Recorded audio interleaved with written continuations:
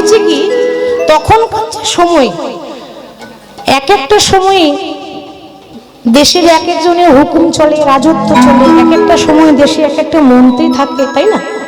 তা তখনকার সময়ে গোটা দেশে যার হুকুম চলছে, তখনকার সময়ে মন্ত্রীকে সারা বাংলার নবাব হুসেন শাহ, একজন মুসলমান, সে রাজত্ব করছে দেশে, তার হুকুম চলে, সে তখনকার সময়ে মন্ত্রী ছিল। যখন এই লীলাটা হয়েছিল তখনকার সময়ে সে দেশের মন্ত্রী, সারা বাংলার নবাব হুসেন শাহ। ওমা, সে দেশের মন্ত্রী হতে পারে, কিন্তু তার হয়েছে পেটে ব্যথা। তো এত বড় বড় ডাক্তার এলো, ভাবুন দেশের মন্ত্রী যদি রোগ হয় কত বড় বড় ডাক্তার লাইন দেবে, কেউ ভালো করতে পারছে না, পেটে ব্যথা ভালো হচ্ছে না। এত বড় বড় ডাক্তার এসে যখন পেটে ব্যথা ভালো করতে পারলো না, একটা প্রজা এসে বলছে, রাজ্যের, সে তো রাজা, প্রজা এসে বলছে, মহারাজ আপনি যদি কিছু মনে না করেন তাহলে একটা কথা বলবো। বলো। আপনি তো বড় বড় ডাক্তার দেখালেন, কেউ তো ভালো করতে পারলো না। আমি একটা কবিরাজের খোঁজ পেয়েছি, সে বেশ বড় সড়ো কবিরাজ নয়, একটা পাড়াগ্রামেই থাকে, সে খুব ভালো চিকিৎসা করে, তার কাছে যে যাই সেই চিকিৎসা পেয়ে সুস্থ হয়ে বাড়ি আসে। কিন্তু তার একটা শর্ত আছে।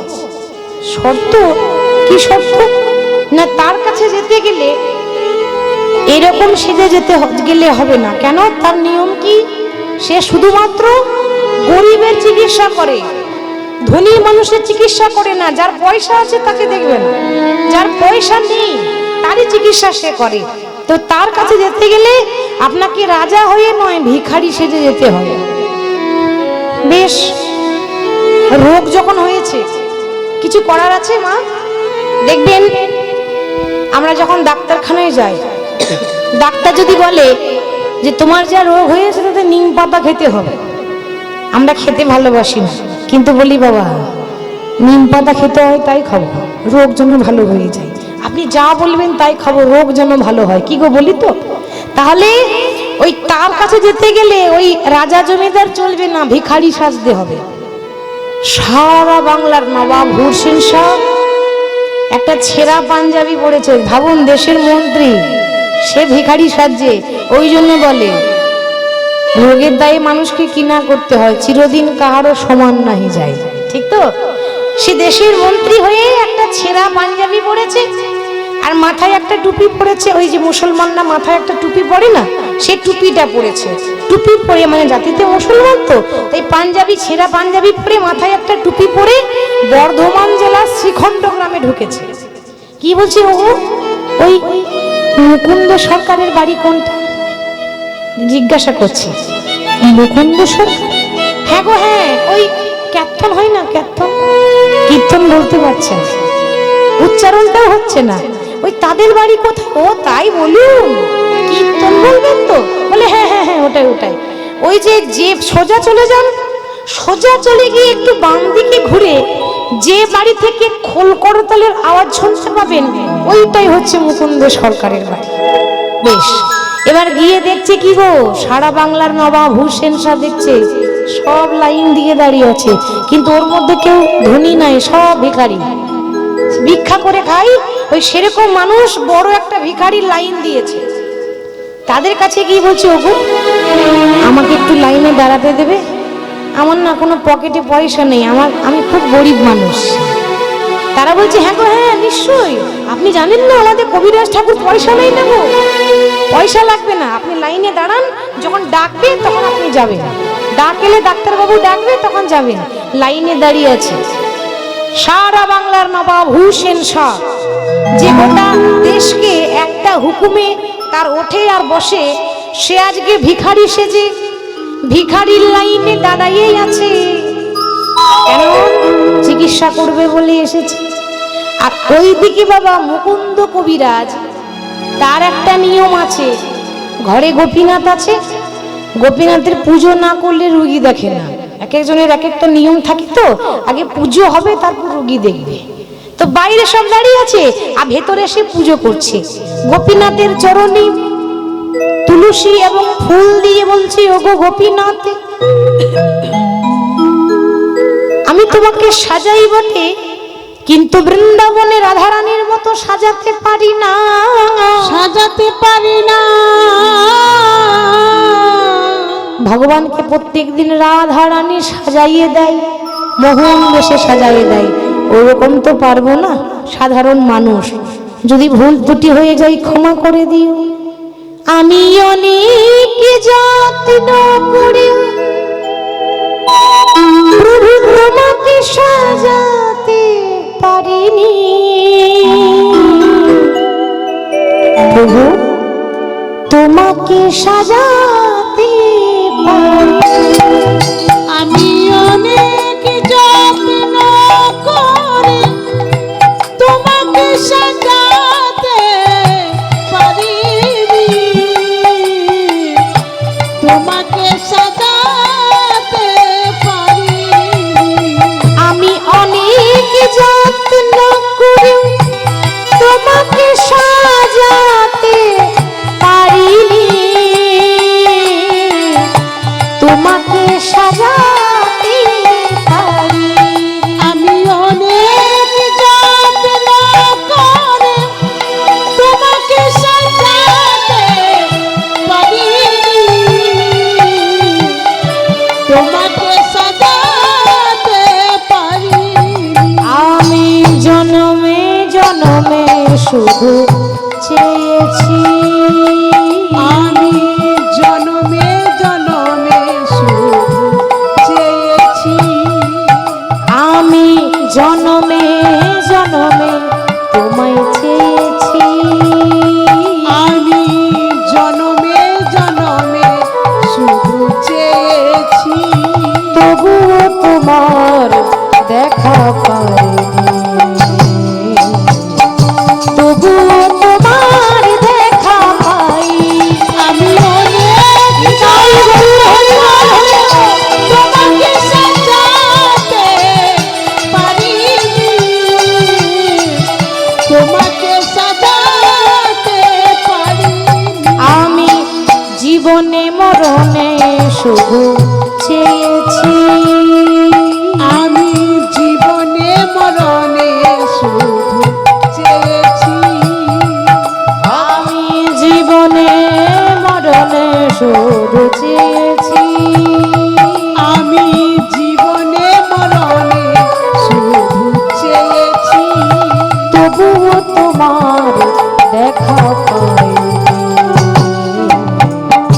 তবুও তোমার দেখা পাইনি। আমি অনেক যত্ন করে তোমাকে সাজাতে পারিনি, তোমাকে সাজাতে পারিনি। আমি অনেক যত্ন করি তোমাকে সাজাতে পারিনি, তোমাকে সাজাতে পারিনি। আমি অনেক যত্ন করে তোমাকে সাজাতে পারিনি, প্রভু তোমাকে সাজাতে পারিনি। গোপীনাথের চরণে তুলসী পত্র দিয়েছে, ফুল দিয়েছে, পুজো হয়ে গেল। কই গো, তোমাদের মধ্যে সব থেকে যে গরিব আছো সে আগে এসো, তার চিকিৎসা আগে হবে। ডাক পড়ে গেছে ডাক্তারবাবু। আর যেই না বলেছে সব থেকে যে বড় লোক সে আগে আসছে, মানে সারা বাংলার নবাব হোসেন শাহ। আগে আগে কবিরাজ ঠাকুর, আমি সব থেকে বড় ভিখারি, দেখুন না আমার পকেটে পয়সা নেই। বেশ বেশ বেশ, পয়সা লাগবে না, এখানে এসো, বলো কি হয়েছে। আগে আমার না প্রচন্ড পেটে ব্যথা, পেটে ব্যথা ভালো হচ্ছে না, কিছুতেই ভালো হচ্ছে না। আপনার খুব নাম শুনেছি, আপনার কাছে যে আসে সে নাকি ভালো হয়ে যায়, তো আমাকে একটু সুস্থ করে দেবেন। বেশ, বেশি কথা না বলে ওই জামাটা খুলে মাটির বারান্দায় শুয়ে পড়ো তো। আর যেই না বলেছে জামা খুলে মাটির বারান্দায় শুতে, মনে মনে ভাবছে বলে কি সারা বাংলার নবাব আমি, বলতে পারছে না, মনে মনে ভাবছে আমার একটা ইশারায় জগৎবাসী ওঠে আর বসে। হ্যাঁ, সারা বাংলার নবাব আমি, আর আমাকে বলে কিনা মাটির বারান্দায় শুতে। রোগ যদি না ভালো হয় তো ওর একদিন কি আর আমার একদিন কি। আগে দেখি কি বলে। হ্যাঁ, এত বড় বড় কথা, বেশ তাই হবে। জামা খুলে যেই না মাটির বারান্দায় গড়াগড়ি দিয়েছে, তোমার শুতে না শুতেই অর্ধেকটা ব্যথা কমে গেল। কবিরাজ ঠাকুর, ও কবিরাজ ঠাকুর, কি হলো? আপনার এই মাটির বারান্দাতে ওষুধ দেওয়া আছে নাকি গো? কেন? না শুতে না শুতে আমার অর্ধেকটা পেটে ব্যথা ভালো হয়ে গেল। ও না না, আসলে কতজন কি ওষুধ দিতে গিয়ে পড়ে যায় তো, আমার মনে হয় ওইটুকুনি তোমার কাজ হয়েছে। অনেক জনকে ওষুধ দিতে দিতে মাটিতে পড়ে যায়, ওইটুকুনি তোমার কাজ হয়েছে। তুমি হাঁ করো, তোমাকে আসল ওষুধটা দিয়ে। আর যেই না হাঁ করেছে অমনি ওষুধ দিয়েছে। আর যেই না ওষুধ দিয়েছে মা, ওষুধ খাওয়া মাত্র কিছুক্ষণ পরে একেবারে পেটের ব্যথা একদম নির্মূল হয়ে গেল, মানে আর কোনো ব্যথাই নেই, সুস্থ হয়ে গেল। মনে মনে চিন্তা করছে, এত বড় কবিরাজ তুমি, এত বড় কবিরাজ তুমি, আর এই পাড়া গ্রামে পড়ে আছো। শোনো, তৈরি হয়ে নাও, কাল সকালে তুমি আমার দেশে যাবে। যেই না এমন কথা বলেছে, মুকুন্দ সরকার বলছে, কে হে আপনি এত বড় বড় কথা বলছেন? একটু আগে আপনার পেটে ব্যথা করছিল, আমি ওষুধ দিলাম, এখন বলছেন সকালে আমার সঙ্গে যাবে, বুঝলাম না তো। ও, তুমি তো আমাকে চেনো না, পরিচয়টা তো দিতে পারিনি, তাহলে জানবে কি করে? শুনে রাখো, যার অন্নে প্রতিপালিত হচ্ছ, যার জায়গায় বাড়ি করে বাস করছো, সেই দেশেরই মন্ত্রী আমি, সারা বাংলার নবাব হুসেন শাহ। আপনি মন্ত্রী হয়ে আমার বাড়িতে, হ্যাঁ কি করবে বলো? আমার হয়েছে রোগ, আর তোমার আবার নিয়ম, তুমি নাকি কোনো রাজা জমিদারের চিকিৎসা করো না, ওই জন্য আমাকে ভিখারি সেজে আসতে হলো। তা শোনো, আমি চাই এত বড় কবিরাজ এখানে যেন পড়ে না থাকে, সেখানে গেলে আরো মানুষের চিকিৎসা করতে পারবে। তৈরি হই নাও, কাল সকালেই আমার সঙ্গে যাবে। হ্যাঁ গো, তো দেশের মন্ত্রী যদি কোনো আদেশ দেয়, আপনি তার উপর কিছু বলতে পারবেন? কিছু করার নেই, আদেশ দিয়েছে, তার সঙ্গে যেতে হবে, আমাকে নিয়ে যাবে। সারা রাত আর ঘুম আসছে না মুকুন্দ সরকারের, বসে বসে চিন্তা করছে, প্রভু গো, তুমি আমাকে বলেছিলে যে বাড়িতে গিয়ে গরিব মানুষের চিকিৎসা করো, কিন্তু তা হলো না, উল্টো হয়ে গেল। কেন না? আমাকে দেশের মন্ত্রী সঙ্গে করে নিয়ে যেতে চাই।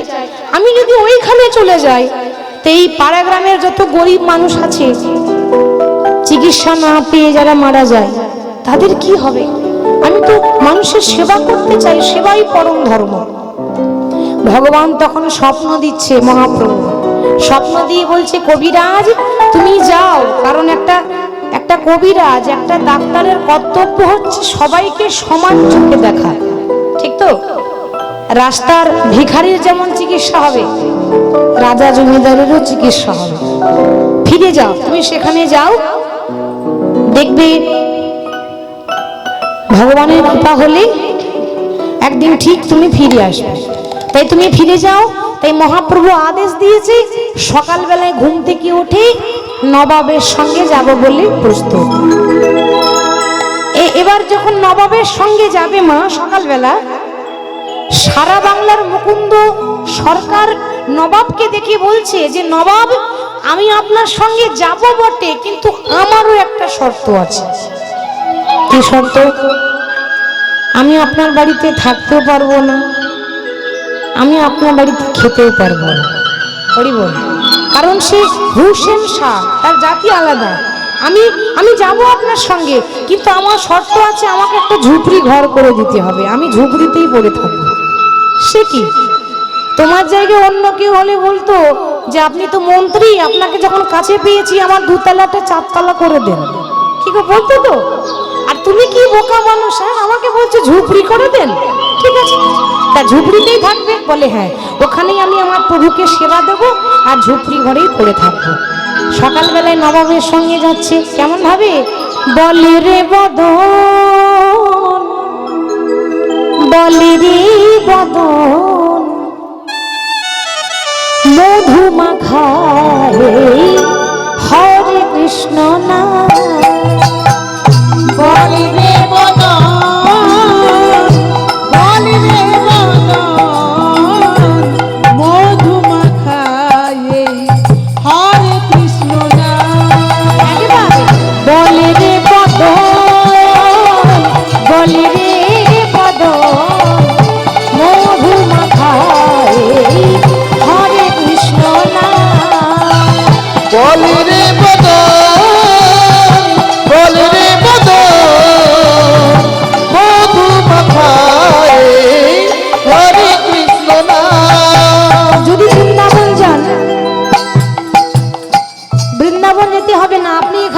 আছেন, আপনার মনটাকে নিয়ে যান, মনটাকে নিয়ে চলুন। সেখানে গেলে দেখতে কি পাবেন? সেখানে গেলে বৃন্দাবনে কি দেখতে পাওয়া যায় জানেন? হরি বল। यहाँ যমুনা किनारा है, श्रीनिधि वन प्यारा है, ब्रज की कन कन में श्याम तेरा नजारा है। यमुना किनारा है, निधि वन प्यारा है, कन कन में बिहारी जी आह तेरा नजारा है। दिल खो गया, दिल खो गया, दिल खो गया, दिल खो गया, दिल खो गया, दिल खो गया, दिल खो गया, दिल खो गया। একবারে বলে রে বদন, বলি রে বদন, মধু মাখায় হরে কৃষ্ণ নাম। একবার বল রে বদন, বল রে বদন, মধু মাখায়ে হরে কৃষ্ণ নাম। হরি বল। সুধা মাখায় হরে কৃষ্ণ নাম, মধু মাখায় হরে কৃষ্ণ নাম। একবার মধু মাখায়ে হরে কৃষ্ণ নাম, সুধা মাখায়ে হরে কৃষ্ণ নাম। সুধা মাখায়ে হরে কৃষ্ণ নাম, মধু মাখায়ে হরে কৃষ্ণ নাম। বল রে বদন, মধু মাখায়ে হরে কৃষ্ণ নাম। বলে রে বদন, বলে রে বদন, মধু মাখায়ে হরে কৃষ্ণ নাম।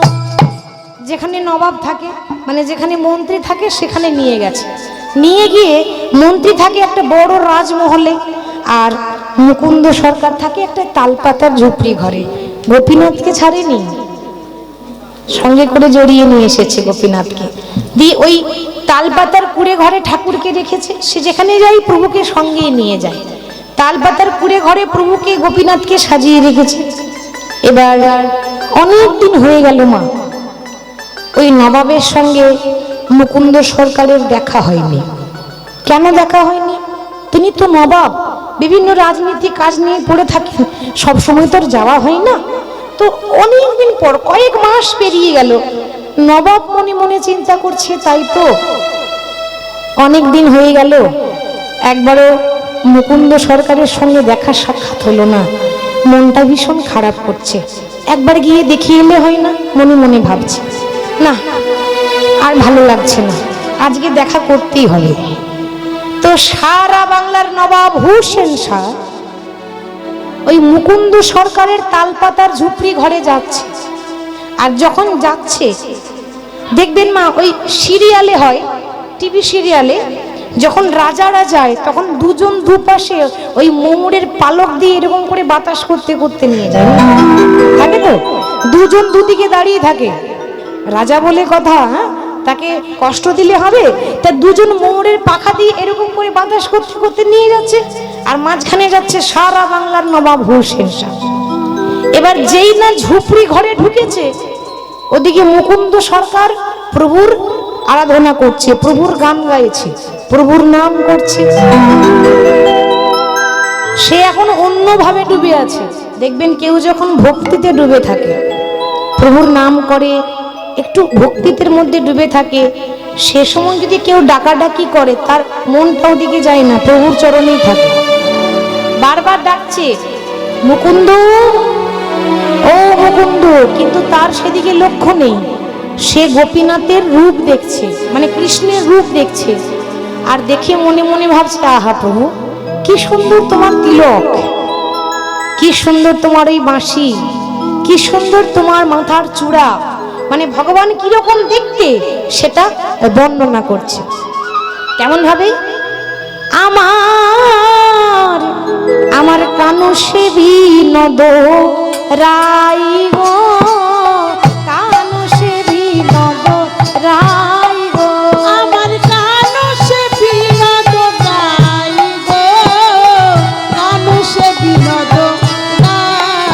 আমার কানু সে বিনোদ রাই গো, কানু সে বিনোদ রাই। আমার কানু সে বিনোদ রাই গো, কানু সে বিনোদ রাই। আমার কানু সে বিনোদ রাই গো, কানু সে বিনোদ রাই। দেখো দেখো কি সুন্দর আমার প্রভু দেখতে। সে কিন্তু দেখেনি পেছনে নবাবকে, সে এখন গান গাইছে, ঠাকুরকে দেখছে। আহা কি সুন্দর তোমার চূড়া, তার বিনোদ, আহা বিনোদ চিকুরে, বিনোদ বড়িহা, বিনোদ বিনোদ বাই গো। তার বিনোদ চিকুরে, বিনোদ বরিহা, বিনোদ বিনোদ বাই।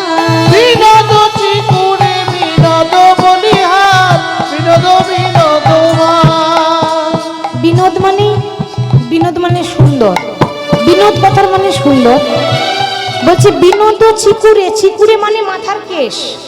ভগবান শ্রীকৃষ্ণের কেশ কি সুন্দর, কোচকানো কোচকানো, হ্যাঁ এত সুন্দর কেশ, তারপর আবার মোহরের পাখা। আর যত বাতাস দিচ্ছে মা, ততই মোহরের পাখা কি সুন্দর দুলছে, সেটাকে পদাবলিতে বর্ণনা করছে। দেখো দেখো, তার বিনোদ চিকুরে, বিনোদ বরিহা, বিনোদ বিনোদ গাই গো। তার বিনোদ চিকুরে, বিনোদ বরিহা, বিনোদ বিনোদ বাই গো। তার বিনোদ কপালে, বিনোদ তিলক, তার বিনোদ কপালে, বিনোদ তিলক, বিনোদ কপালে, বিনোদ তিলক। বিনোদ কপালে, বিনোদ তিলক। বিনোদ কপাল মানে সুন্দর কপালে সুন্দর তিলক। কৃষ্ণের তিলক দেখে কি মনে হচ্ছে জানো? আহা বিনোদ বিনোদ সাহারে, বিনোদ বিনোদ সাজ, তাই গৌর হরি। বিনোদ বিনোদ সাজে, বিনোদ বিনোদ সাজে, বিনোদ বিনোদ সাজে। কানু সে বিনোদ প্রভু রাই। তোমরা দেখো দেখো, গোবিন্দের তিলক দেখে কি মনে হয় জানো? তার তিলক দেখে ত্রিলোক ভোলে, তার তিলক দেখে এই তিলকে ভোলে, তার তিলক দেখে এই ত্রিলোকে ভোলে। তিলকি দেখে ত্রিলোকি ভোলে। আমার শ্রী গোবিন্দের কপালের তিলক, তার তিলক দেখে ত্রিলোক ভোলে। আমার শ্রী গোবিন্দের কপালে তিলক, তার তিলক দেখে তিলকে ভোলে। বিনোদ বিনোদ সাজ, তার বিনোদ বিনোদ সাজে। ওমা এখানে যখন কথাটা এলো তখন একটু ছোট করে প্রসঙ্গটা বলে দিই। ভগবান শ্রীকৃষ্ণের মস্তকে ময়ূরের পাখা থাকে, তাই না? মনে প্রশ্ন জাগে না যে মাগো ময়ূরের পাখা কেন? ওটা তো সোনার পাখা হতে পারত, তাই না? ভগবানের মস্তকে সোনার মুকুট থাকতে পারত, সোনার মুকুট থাকে না, একটা শুধুমাত্র একটা সাধারণ মুকুট, তার সঙ্গে আবার ময়ূরের পাখা কেন? এর একটা ঘটনা আছে, একদিনের ঘটনা। রাধারানীর এক সখী ছিল যার নাম ছিল বিরজা। তো বৈকুণ্ঠে, বৃন্দাবনে নয়, বৈকুণ্ঠে গোলকে স্বর্গে ওই বিরজার খুব ইচ্ছা একদিনের জন্য যদি কৃষ্ণকে পেতাম তাহলে আমার প্রভুর চরণ দুটি একটু সেবা করতাম। আচ্ছা কে না চায়? আপনারাও চান, আমরাও চাই যে প্রভু যদি একদিনের জন্য পাওয়া যায় তাহলে যেমন পারবো প্রভুকে আমার সেবা দেব। এবার প্রত্যেক দিন তো রাধারানীর সেবা দেয়, রাধারানী মনে করে কৃষ্ণ আমার একাই, আর কারণ নয়। কিন্তু এটা কি সত্যি? রাধারানীর ভাবনাটা বৃথা হচ্ছে না? কৃষ্ণ সবার, ভগবান সবার, সে জগতের নাথ। আর কৃষ্ণ জগতের নাথ বলে সবাই তাকে বলে জয় জগন্নাথ। জগন্নাথ নাম এমনি হয়নি, জগতের নাথ সে। তা প্রভু রাধারানী তো প্রত্যেকদিন সেবা করে, আমি কি একদিনের জন্য পাবো না তোমার চরণ দুটো? ভগবান বলছে তাহলে কি করা যায়? ঠিক আছে, তাহলে তাই হবে, একদিনের জন্য আমি তোমার কাছে যাব, তুমি আমার চরণ সেবা করো। এবার যেই না বিরজার ঘরে গেছে, দরজায় একটা দারোয়ান ডেকেছে। হরি বল। দরজাতে একজন দারোয়ান ডেকেছে, নাম হলো শ্রীরাম। শ্রীরামকে বলছে, ভাই এই দরজায় তোকে দাঁড়াতে বললাম, কেউ যদি আসে আমার অনুমতি ছাড়া দরজা কিছুতেই ছেড়ে দিবি না, মানে দরজা খুলতে দিবি না, ভেতরে আসতেও দিবি না। এবার শ্রীরাম একেবারে দারোয়ান হয়ে দাঁড়িয়ে আছে। আর ওদিকে বিরজার ঘরে যেই না গেছে, অমনি বিরজা ভগবানের চরণ সেবা করছে। ও গো গিরিধারী লাল, বলো আর কত কাল প্রভু তুমি আড়ালে আড়ালে রবে, তুমি আড়ালে আড়ালে রবে। গিরিধারী লাল, আর কত কাল আড়ালে আড়ালে রবে, আড়ালে আড়ালে রবে। ও গো গিরিধারী লাল, আর কত কাল আড়ালে আড়ালে রবি, আড়ালে আড়ালে রবি। ও গো গিরিধারী লাল, আর কত কাল আড়ালে আড়ালে রবে, আড়ালে আড়ালে রবে। নয়নের জল বহে অবিরত, মনের জল বহে অবিরত, নয়নের জল বহে অবিরত, নয়নের জল বহে অবিরত। তুমি দর্শন দিবে বাঙালি গিরিধারী লাল, আড়ালে আড়ালে রবি, আড়ালে আড়ালে রবি। গিরিধারী লাল, আর কত কাল আড়ালে আড়ালে রবে, আড়ালে আড়ালে রবে। প্রভু দেখা যদি নাই দেবে ও গো নিরুদয়, তবে কেন আসিল, তুমি দেখা যদি নাই দেবে ও গো নিরুদয়, তবে কেন আশা দিয়ে ভরালে হৃদয়।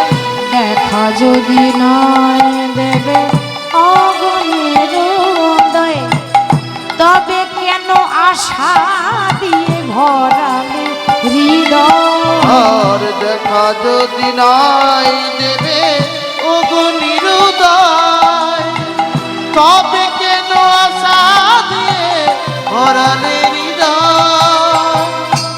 আকুল আমার মনের ব্যথা, আকুল আমার পরম ব্যথা, প্রভু আকুল আমার মরম ব্যথা, আকুল আমার মরম ব্যথা। দর্শন দিবে বা কবে গিরিধারী লাল, আড়ালে আড়ালে রবি, আড়ালে আড়ালে রবি। আহা গিরিধারী লাল, আর কত কাল আড়ালে আড়ালে রবে, আড়ালে আড়া, আড়ালে আড়া, আড়ালে আড়ালে রবি। বিরজা বলছে, প্রভু আর কতদিন আড়ালে আড়ালে থাকবে? বহু ভাগ্যের ফলে তোমার চরণ পেয়েছি, আমায় চরণ ছাড়া করো না মাধব। লক্ষ্য করুন, বিরজা যখনই ভেতরে প্রভুর চরণ দুটো সেবা করছে, ওমা কি করে খবর চলে গেল রাধারানীর কানে,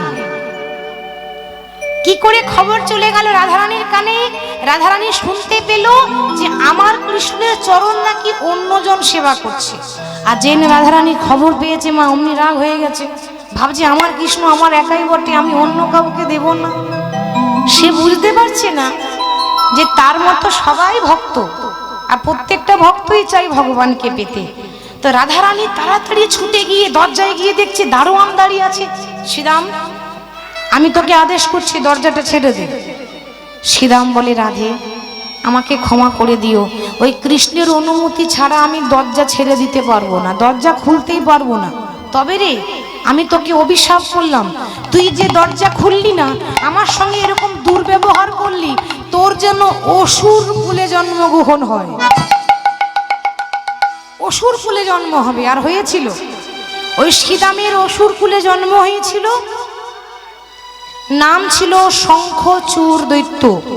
মায়েরা, আমরা বাড়িতে যে তুলসী তলায় জল ঢালেন তো, প্রত্যেকটা মায়েরা যখন বাড়িতে তুলসী তলায় জল ঢালে, ওই তুলসীর স্বামীর নাম হলো শঙ্খচূড় দৈত্য। সে ছিল একটা অসুর, আর এই শঙ্খচূড় দৈত্য হলো ওই শ্রীরাম, যে দারোয়ান হয়ে দাঁড়িয়েছিল। রাধারানী অভিশাপ দিয়েছিল যে তুই অসুর হবি, অসুর কুলে জন্ম নিবি। শ্রীরাম তখন বলছে, রাধে গো, ছোটদের কাজ হচ্ছে ভুল করা, বড়দের কাজ হচ্ছে ক্ষমা করা। আমি কৃষ্ণের অনুমতি ছাড়া দরজা খুলতে পারলাম না, কারণ ভগবান আদেশ করেছিল, ওই জন্য আমি আদেশ পালন করছি, এতে আমার তো দোষ নেই। তুমি আমাকে বিনা দোষে যখন অভিশাপ করলে, তোমার হৃদয়ে যখন কোনো মায়া মমতা নেই, আমি তোমায় অভিশাপ দিলাম। আমি যদি সত্যি সত্যি কৃষ্ণ ভক্ত হই, তাহলে ভক্ত হয়ে তোমাকে রাধারানীকে অভিশাপ দিলাম, রাধারানীকে কেউ কোনোদিন মা বলে ডাকবে না। আচ্ছা, তাহলে কেউ রাধারানীকে মা বলে ডাকে? রাধা মা বলে, সব বলে রাধারানী। রাধারানী কোনোদিনও মা হতে পারেনি, কেউ মা বলে ডাকে না, ওটা শ্রীরামের অভিশাপ। শুধু তাই নয়, আজকে অন্য ভক্ত সেবা করছি আর তুমি সেটা খারাপ ভাবে নিয়েছো, সন্দেহ করছো, কিছুক্ষণ একটু ধৈর্য রাখতে পারলে না? শোনো, কিছুক্ষণ যখন ধৈর্য ধরতে পারলে না, আমি তোমাকে এই অভিশাপও দিলাম যে একদিন নয়, দুদিন নয়, ভগবান কৃষ্ণ তোমাকে 100 বছরের জন্য বৃন্দাবনে ছেড়ে মথুরাতে চলে যাবে। নিতাই গৌর হরি। ওই জন্য ভগবান কৃষ্ণ মথুরা গিয়েছিলেন রাধারানীকে ছেড়ে। এরপর যেই না ভেতরে প্রবেশ করেছে রাধারানী, ভগবান কৃষ্ণ মনে মনে ভাবছে সর্বনাশ, আমার রাধারানী বুঝতে পেরে গেছে, তাহলে এবার কি হবে? ভগবান কৃষ্ণ তখন বিরজাকে বলছে, বিরজা তুমি এক কাজ করো, তুমি জল হয়ে দরজার ফাঁক দিয়ে প্রবাহিত হয়ে যাও, জল যেমন চলে যায় সেরকম তুমি চলে যাও, আর আমি সেই জলে সাপ হয়ে ভাসতে ভাসতে চলে যাব, আমার রাধারানী বুঝতে পারবে। বিরজা জল হয়ে গেল, ভগবান কৃষ্ণ ওই জলে সাপ হয়ে এরকম করে ভাসতে ভাসতে যাচ্ছে। রাধারানী বলছে, ও আমার কাছে চালাকি হচ্ছে, কৃষ্ণ তুমি আর তো বড়, তোমার থেকে আমি আর বেশি চালাক। ওই সাপকে একজন দেখতে পারে না, সে কে জানেন? ময়ূর। ময়ূর যদি সাপকে দেখতে পায়, একেবারে সঙ্গে সঙ্গে গ্রাস করার চেষ্টা করে। ভগবান কৃষ্ণ যেই না সাপ হয়েছে, অমনি রাধারানী দেখতে দেখতে ময়ূর হয়ে গেল। তখন ময়ূর হয়ে যখন বারবার ভগবান কৃষ্ণকে আঘাত দিচ্ছে, তখন ভগবান বলেছিল, রাধে তুমি যে ময়ূরের রূপ নিয়েছো, আজ থেকে আমি আশীর্বাদ করলাম, আমার মস্তকে ময়ূরের পাখা শোভা পাবে। নিতাই গৌর হরি। এবার যেই না ওই গোপীনাথের সেবা করছে, পেছন থেকে নবাব এসে বলছে, মুকুন্দ। যেই না মুকুন্দ বলে ডেকেছে, অমনি পিছন ফেলে দেখছে সারা বাংলার নবাব হুসেন শাহ এসেছে। এবার দুজন ময়ূরের পাখা নিয়ে দাঁড়িয়ে আছে, বাতাস করছে। যতগুলো ময়ূরের পাখা, ততগুলো কৃষ্ণ মূর্তি দেখে, হে কৃষ্ণ করুণা সিন্ধু দীনবন্ধু জগৎপতে গোপেশ গোপিকা কান্ত রাধাকান্ত নমস্তু। রাধাকান্ত নমস্তুতে।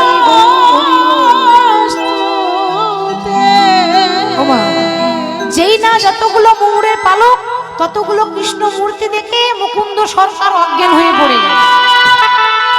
অজ্ঞান হয়ে গেল। অমনি সারা বাংলার নবাব বলছে, এই কে আছিস? আস্তে আস্তে একটু স্থির হয়ে যান, ওর মুখে চোখে জল দে, ও আমাকে দেখে অজ্ঞান হয়ে গেল কেন? যেই না মুখে চোখে জল দিয়েছে অমনি বাবা মুকুন্দ সরকারের জ্ঞান ফিরেছে। সারা বাংলার নবাব বলছে, সে কি গো, তা তুমি আমাকে দেখে অজ্ঞান হয়ে গেলে কেন? যেই না বলেছে অজ্ঞান হলে কেন, অমনি মুকুন্দ সরকার বলছে, নবাব আসলে কি জানেন তো, সারা বাংলা চিকিৎসা করি বটে, কিন্তু আমার একটা রোগ আছে। কি রোগ না, আমার একটা মির্গি রোগ আছে। বলছে, তোমার যদি মির্গি রোগী হবে তাহলে তুমি অজ্ঞান হয়ে গেলে কেন? আর অজ্ঞান হয়ে যাওয়ার সময় কৃষ্ণ কৃষ্ণ বলে অজ্ঞান হলে কেন? ভুল করেছি আমি তোমাকে এখানে নিয়ে এসে। তোমার যেখানে বাড়ি তুমি সেখানে ফিরে যাও। তোমাকে জোর জবরদস্তি করে এখানে রাখাটা আমার ভুল হয়েছে। তোমাকে তো জোর করে এনেছি, তুমি গ্রামের মানুষ, তুমি গ্রামে ফিরে যাও। তাই সারা বাংলার নবাব আদেশ দিয়েছে, সে নিজে গ্রামে ফিরে এসেছে। গ্রামে ফিরে এসে অনেক দিন পর ওই মুকুন্দ সরকারের স্ত্রীর হয়েছে একটা রোগ। সে গ্রামে ফিরে এলো অনেক দিন থাকার পর। তার স্ত্রীর কি রোগ জানেন? গা হাত পা জ্বালা করছে, হাত পা শুধু জ্বালা করছে, মাথা জ্বালা করছে। সঙ্গে সঙ্গে বলছে, স্বামী দেখো না আমার কি হয়েছে, আমার হাত পা গুলো জ্বালা করছে কেন? সে কি? আচ্ছা কই দেখি তুমি জিভটা দেখাও। কি গো, ডাক্তারখানা গেলে ডাক্তারবাবু কি বলে, কই দেখি জিভ বার করো। কি গো বলে তো, দেখি চোখটা দেখি। তো যখন স্ত্রীকে দেখছে, ও মা গোটা বিশ্ব ব্রহ্মাণ্ডের রোগ সেরে বেড়ায়, এত বড় ডাক্তার হয়েছে, নাম হয়েছে, কিন্তু নিজের স্ত্রীর রোগ ধরতে পারছে না। কি রোগ হয়েছে রোগ ধরতে পারছে না কেন বলুন তো? যে সবার রোগ ভালো করে সে নিজের ঘরের স্ত্রীর চিকিৎসা করতে পারছে না কেন জানেন? অহংকার। ভগবান সব সইতে পারে, কিন্তু কারোর অহংকার ভগবান সহ্য করতে পারে না। ওই সবার চিকিৎসা করে তো একটু নাম হয়েছে, তো ওই জন্য মনের মধ্যে অহংকার হয়েছে। আর যেই না রোগ ধরতে পারছে না, অমনি ছুটে গেল মহাপ্রভুর কাছে। মহাপ্রভু, ওগো মহাপ্রভু, ওগো গৌর হরিয়া, গৌর হরিয়া প্রভু ক্ষমা কর, ক্ষমা কর।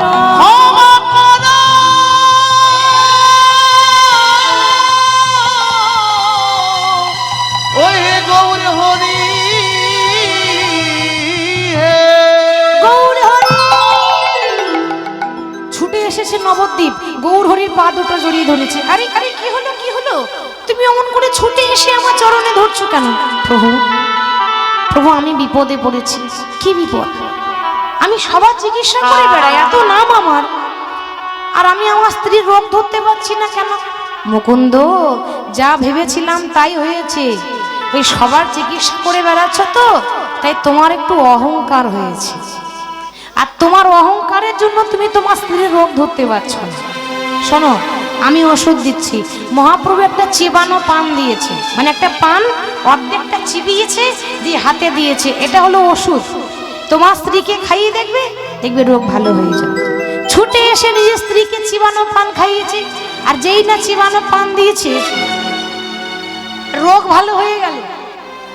আর রোগ ভালো হতে না হতে কিছুদিন পর একটা ভালো লক্ষণ দেখা গেল। কি বলুন তো? হ্যাঁ, কি আর হতে পারে? একটা নারী জাতির কাছে সব থেকে শুভ লক্ষণ, শুভ দিন না, মুকুন্দ সরকারের স্ত্রী হয়েছে গর্ভবতী। খুব আনন্দের কথা, সবাই জানলো। 10 মাস 10 দিন পেরিয়ে গেল। ঠিক সরস্বতী পুজোর দিন, সরস্বতী পুজোর দিনেই পুষ্পাঞ্জলি দিচ্ছে, সবাই বাড়িতে এসেছে। আচ্ছা তোমরা পুষ্পাঞ্জলি দিয়েছো? বলে হ্যাঁ দিয়েছি। এবার যেই না প্রণাম করতে যাবে, ওদিকে তার সন্তান জন্ম নিয়েছে। হেন কালে জন্ম নিল শিরঘুনন্দ, উলুধ্বনি কোথায়?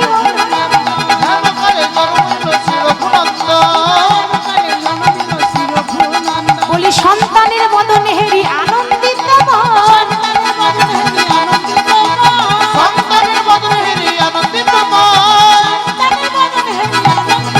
বলে আশীর্বাদ করো মা, আশীর্বাদ করো মা, আশীর্বাদ করো মা, আশীর্বাদ করো মা, আশীর্বাদ করো মা ওগো বাগে দেবী বিনা পানি আশীর্বাদ করো মা। বাগে দেবী বিনা পানি আশীর্বাদ করো মা আস্তে আস্তে। ও মা সরস্বতী, আজকে সরস্বতী পুজোর দিনে ভক্তের জন্ম হয়েছে তো, তাই মায়ের চরণে প্রণাম জানিয়ে বলছে মা আস্তে একটু, এতক্ষণ তো কষ্ট করেছেন আর একটু করুন, কারণ কারণ যে কোনো লীলা সম্পূর্ণ না করলে অপরাধ হয়, আর একটুখানি হয়ে গেলে লীলাটা হয়ে যাবে, একটু কষ্ট করুন। হরি বল। এবার এবার হয়েছে কি,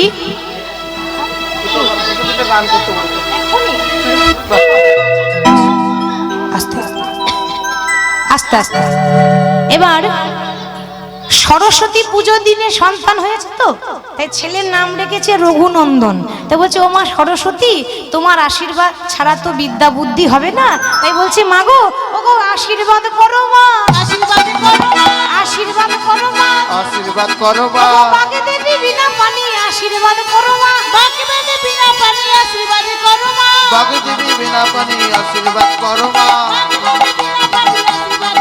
যেন ভাগবতে পড়তে পারে আশীর্বাদ করো মা, যেন সংকীর্তন গাইতে পারে আশীর্বাদ করো মা, সংকীর্তন গাইতে পারে আশীর্বাদ করো মা সরস্বতীর শ্রী চরণে কইল সমর্পণ, সরস্বতীর শ্রী চরণে কইল সমর্পণ। মা সরস্বতীর চরণে ওই সন্তানকে সঁপে দিয়েছে, ছেলে হয়েছে, ছেলে নাম হয়েছে রঘুনন্দন, ছেলের নাম রাখলো রঘুনন্দন। এবার শুভ দিনে জন্ম হয়েছে সরস্বতী পুজোর দিন, ছেলে আস্তে আস্তে বড় হচ্ছে, 5 বছর বয়স হয়ে গেল।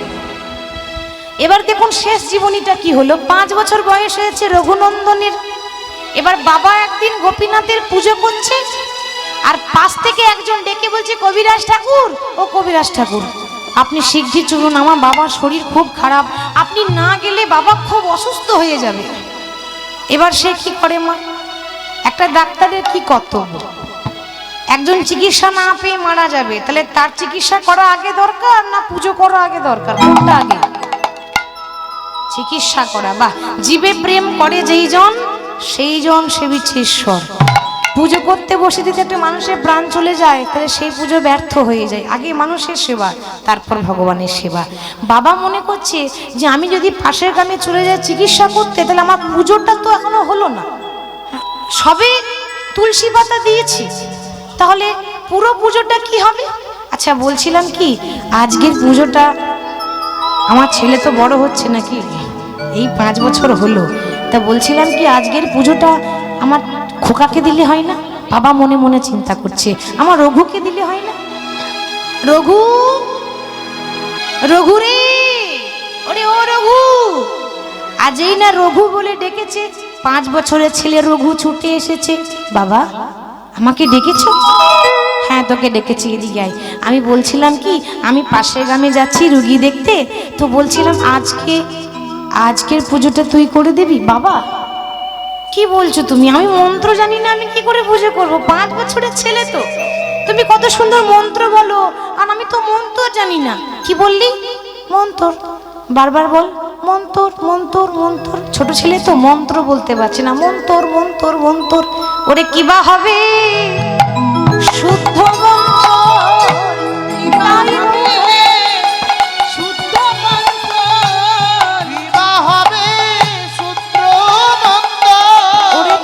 যদি শুদ্ধ মন্ত্র, কিবা হবে ওরে শুদ্ধ মন্ত্র, করে থাকে যদি শুদ্ধ মন্ত্র, কিবা হবে শুদ্ধ মন্ত্র।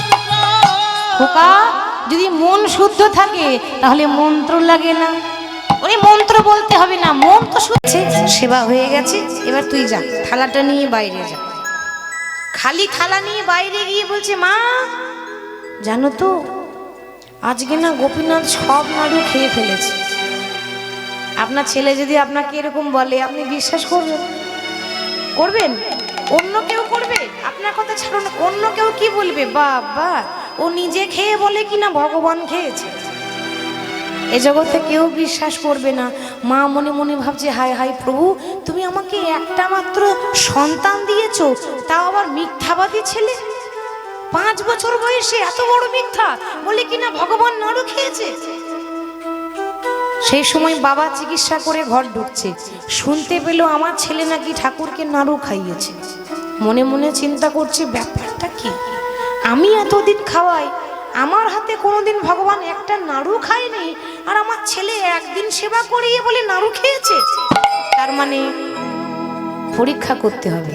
পরের দিন আবার বলছে, ওরে রঘু, কালকে যেমন নাড়ু সেবা করিয়েছিলিস, আজকের দিনটাও তুই নাড়ু সেবা করিয়ে দে, আমার শরীরটা বেশ ভালো লাগছে না, আজ আমি পুজো করতে পারবো না।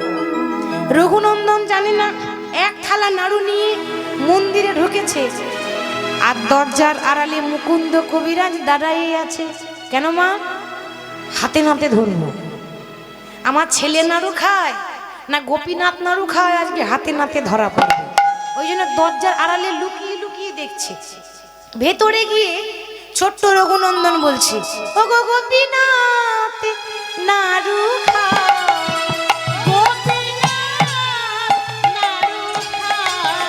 গোপীনাথ নাড়ু খায়, গোপীনাথ নাড়ু খায়, গোপীনাথ নাড়ু খায়। বারবার বলছে নাড়ু খাও, নাড়ু খাও, নাড়ু খাও, কিন্তু ভগবান আজকে নাড়ু খেতে আসছে না। কেন গো? হ্যাঁ, বাহ, দরজার আড়ালে মুকুন্দ কবিরাজ দাঁড়াইয়েই আছে। কি গো, ভগবান সবাইকে দেখা দেবে নাকি? সবাইকে দেখা দেবে? তাহলে তো সবাই ভগবান দেখে নেবে। তো বলছে ওর বাবা দাঁড়িয়ে আছে, কি করে দেখা দেব? তো বলছে গোপীনাথ তুমি আসছো না কেন? বলি রঘু, আসলে আমি যেতে পারবো না। কেন না? দরজার আড়ালে তোর বাবা দাঁড়িয়ে আছে। বারবার বলছে প্রভু তুমি যদি না আসো তাহলে আমার বাবা ভাববে আমি চোর, আমার বাবা মা ভাববে যে আমি নিজে খেয়েছি, দিয়ে ভগবানের নামে বলছি ভগবান নাড়ু খায়। তাহলে কোনো ভক্তকে যদি কেউ চোর সাজিয়ে দেয়, তুমি বসে বসে দেখবে, তোমার কাছে কি কোনো বিচার নেই? প্রভু দয়া করে তুমি নিজে এসে নাড়ু খেয়ে যাও। যেই না ভগবান হাত পেতে বলছে, ওরে রঘুনন্দন নাড়ু দে।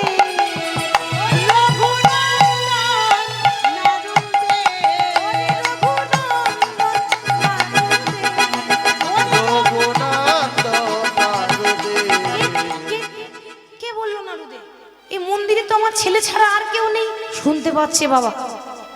তবে কি গোপীনাথ নাড়ু খাচ্ছে? দরজা খুলে দিয়ে ভেতরে গিয়ে দেখছে না, কেউ তো নেই, শুধু তার ছেলেই দাঁড়িয়ে আছে। কে বললো নাড়ু দে? বাবা দেখতে পাচ্ছ না, ওই তো নাড়ু খাচ্ছে দাঁড়িয়ে দাঁড়িয়ে, দেখতে পাচ্ছ না? বাবা কিন্তু দেখতে পাচ্ছে না, ভগবান তো সবাইকে দেখা দেয় না। রঘু বলছে প্রভু গো, আমার বাবা তোমাকে দেখতে পাচ্ছে না কেন? গোপীনাথ বলছে ওই রঘুনন্দন, তোর যে নয়ন হয়েছে, তোর বাবার এখনো পর্যন্ত সে নয়ন হয় নাই। নয়ন মানে আপনারা বলবেন চোখ, বলে না, চামড়া চোখে ভগবান দেখা যায় না। বলে প্রভু আমার বাবা সারা জীবন লোকের ভালো করেছে, বিনামূল্যে চিকিৎসা করেছে, গরিব মানুষকে দেখেছে, প্রতিদিন তোমার পুজো করেছে, আমার বাবাকে দেখা দিচ্ছ না কেন? বলে তোর যে ভক্তিটা এসেছে, তোর বাবা সারা জীবন ধর্ম করলেও তোর বাবার সে ভক্তি আসেনি, ওই জন্য আমি তোর বাবাকে দেখা দিইনি, আজকে তোকে দেখা দিলাম। তো তুই তোর বাবার হাতে ধর, দেখবি তুই যখন স্পর্শ করবি তখন তোর বাবা আমাকে দেখতে পাবে। রঘুনন্দন বলছে ও ঠিক আছে বাবা। ও বাবা তুমি দেখতে পাচ্ছ না? ওই দেখো, ওই দেখো গোপীনাথ নাড়ু খাচ্ছে। সত্যি তো তাই, সাক্ষাৎ গোপীনাথ নাড়ু, অর্ধেকটা নাড়ু খেয়েছে আর অর্ধেকটা নাড়ু হাতে আছে। এখনো যদি পূর্ব বর্ধমান জেলা যান, শ্রীখণ্ড গ্রামে গিয়ে দেখতে পাবেন পাথরের গোপীনাথ মূর্তি, আর অর্ধেকটা নাড়ু আছে, অর্ধেকটা নাড়ু খেয়েছিল। ও বাবা দেখো দেখো, অদ্যাপি শ্রীখণ্ডপুরে অর্ধ নাড়ু আছে করে, অদ্যাপি